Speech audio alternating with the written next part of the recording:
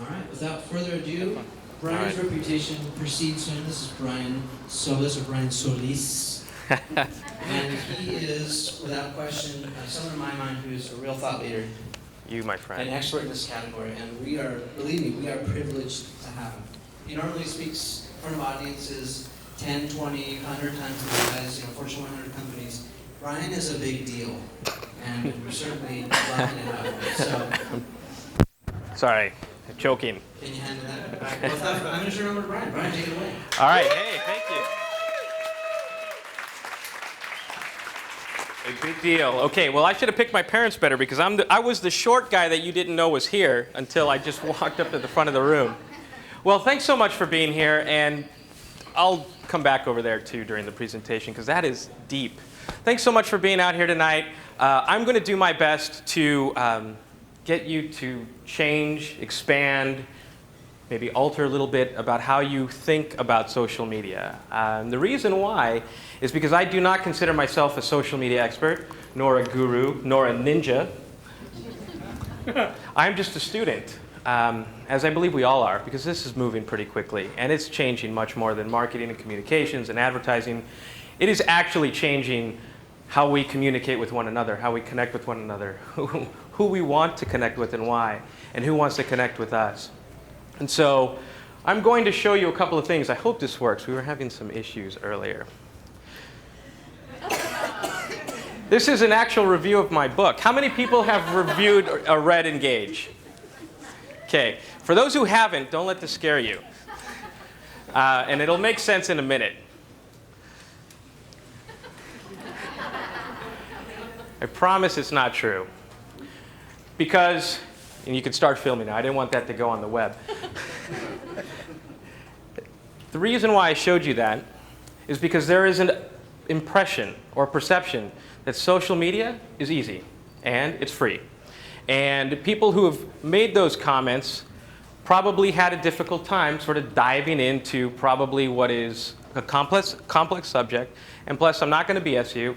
I don't write in one-word, syllable, three-word sentences. I really have a passion for language. And I have a passion for this subject, and I might just barf it all over the page and deal with it. I promise by the time you're done with the book, you will be a lot further ahead than some of these experts that are out there. And I guess that's the point. I wanted to write a book that would empower you to go out and rock. Right? Because if you're not out there rocking, if you're going to have to rely on everyone else who is supposedly rocking, and how do we know that they're rocking? We don't. How do we know that they're successful? We don't. They're probably just great at self-promotion, but I believe that you have this unique opportunity to answer your own questions. Because if you fail in public, and you really only get one shot at a first impression in social. And it's unfortunate, but it's true. And this was a review of a book and some of my subjects that I've written about that came out today. And this author was pretty interesting. He said, you don't need a PhD to do social media, or do you? And what I found interesting about this article is that it kind of made me feel a little bit better about those negative reviews that I found, in the sense that he said, look, I approached this in two different ways. One was the Fortune 100 VP of Business Development and VP of Marketing and Sales. And then I also approached this as someone who's realizing that I might not know everything I believe I know. And when I let my guard down to see that there might be something more than just friends, followers, fans, likes, what have you, retweets, that there might be something more to this, I started to think about the true power of social media. Now I'm going to share a few little secrets with you. This was the original cover of the book. It's also the original title of the book. And it was in celebration a couple of years ago, 3 or 4 years ago now, that when I wrote the original social media manifesto. And in that book, there was a rallying cry. This whole notion of engage or die. And everybody seems to latch onto that. Like, what does it mean? Are we going to perish? No, it's not what happened to the dinosaurs. But I call it digital Darwinism in the sense that really this is an opportunity for both evolution and revolution. And it's yours to define. And they sort of latched onto that as well, and they really wanted me to call it the Social Media Manifesto. And at the last minute, I changed the name of the book because I really didn't want it to be about social media at all. In fact, you can take all of the names of social networks out of this book, and you will have what is really the fundamental foundation for the future of business and communication and engagement. And that's what it's really all about. It's not about Twitter. It's not about Facebook, although we might think it is. It's really about you and how you connect with others. But engage or die really seemed to latch on to other individuals. One day I had this big package in the mail, and this came all the way from Germany, a t-shirt with engage or die in my own mug. I don't actually wear this,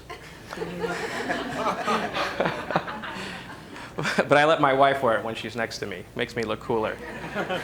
And this is the artist behind the conversation prism, if you've seen that graphic, Jesse Thomas of Just 3. This is Gaping Void, or Hugh MacLeod, if you know him, also created an image to celebrate engage or die.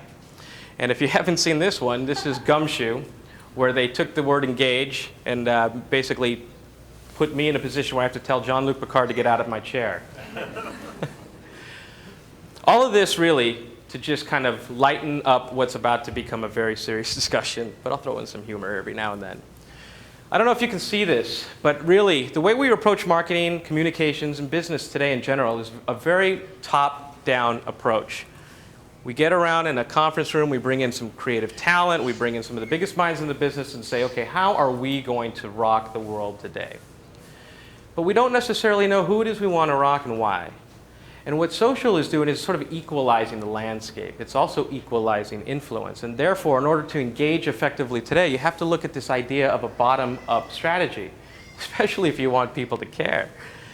So there's this little problem in the marketplace, and I call it the last mile. The last mile is the solution to this problem. And for all of those who've been in the internet business or the cable business, the last mile means something pretty similar. And that last mile is connection.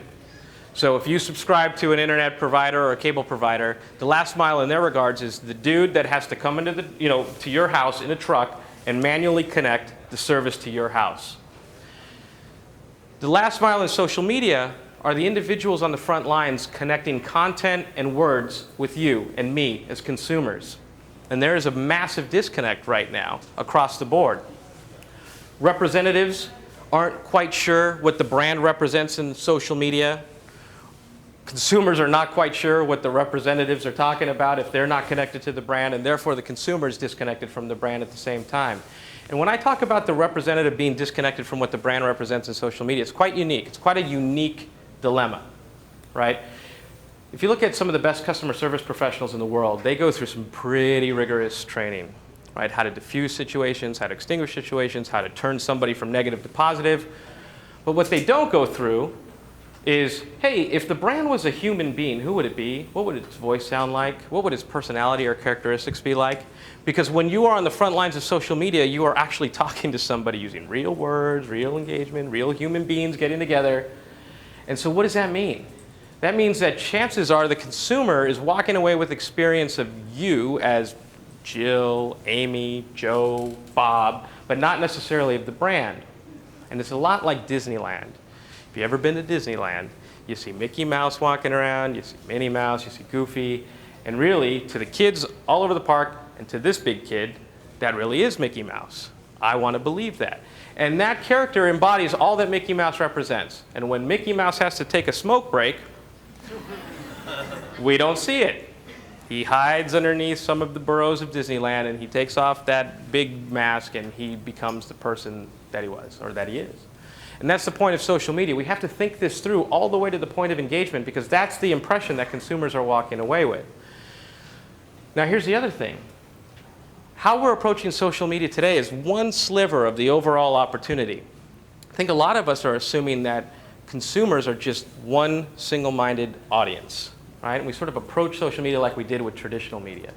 Hey, here's one creative message. Woohoo! Have at it.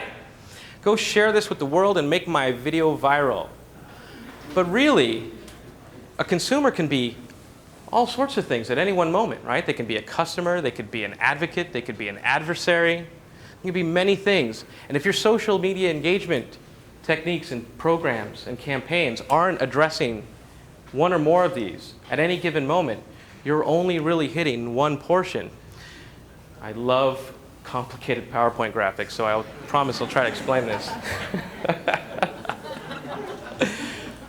I'll just distill it down to this center here, shall we? This is the trust zone.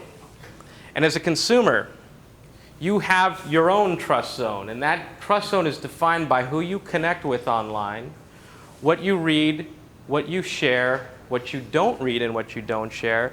And as a brand, as a company, as an organization, as a movement, as a cause, as an individual, your job is to get in here. Because they're not coming to you as like they used to.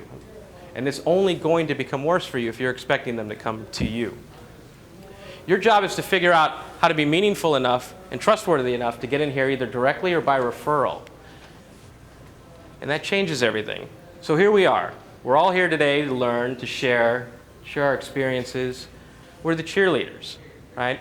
But we have to go back to people who don't really understand what transparency is all about or authenticity. They probably either scratch their head or they start yelling at you. I know I get this one all the time. So I break out my wallet and I put a couple of dollar bills on the table and I say, look, obviously we've got a problem. We can only get so far as cheerleaders. So how is it that we get to the C-suite? All right? Well, I got into marketing because number one, I didn't like math.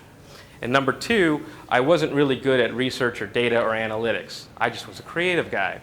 Until I realized this, that the language of the C-suite is accounting, hence the ROI.